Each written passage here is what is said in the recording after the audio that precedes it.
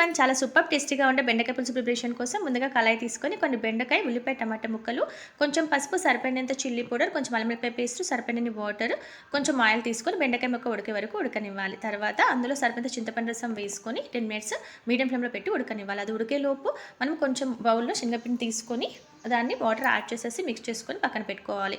ఇది ఉడికిన తర్వాత అందులో ఈ శనగపిండి ప్యాటర్న్ వేసేసి కొన్ని వాటర్ కూడా యాడ్ చేసుకొని సరిపడంత సాల్ట్ వేసుకోవాలి. ఇది 10 మినిట్స్ మసలాలి. మసలేలోపు మనము దాల్చిన చెక్క, కొంచెము లవంగాలు ఒక 3, 4, దాల్చిన చెక్క చిన్న సైజు ఒక 4, 5, ఒక స్పూన్ సాజీరా తీసుకొని కచ్చపచ్చగా మరి మెత్తగా కాకుండా దంచి పక్కన పెట్టుకోవాలి. తర్వాత ఇందులో కొంచెం పుదీనా వేసుకొని మసిలిన తర్వాత మసాలా పౌడర్ వేసుకొని ఒక 5 మినిట్స్ తర్వాత స్టవ్ ఆఫ్ చేయాలి. పోపు కోసం కళాయి తీసుకొని ఆయిల్ హీట్ అయ్యాక ఆవాలు, జీలకర్ర, ఎల్లిపాయలు వేసుకొని ఎల్లిపాయలు మంచిగా ఫ్రై అయిన తర్వాత ఎండుమిరపకాయలు, పసుపు, కరివేపాకు వేసుకొని అవి కూడా ఫ్రై అయిన తర్వాత బెండకాయ పులుసు పైన వేసేసుకుంటే చాలా టేస్టీగా ఉండే బెండకాయ పులుసు రెడీ అయిపోతుంది. చాలా అంటే చాలా బాగుంటుంది. మీరు కూడా డెఫినెట్గా ట్రై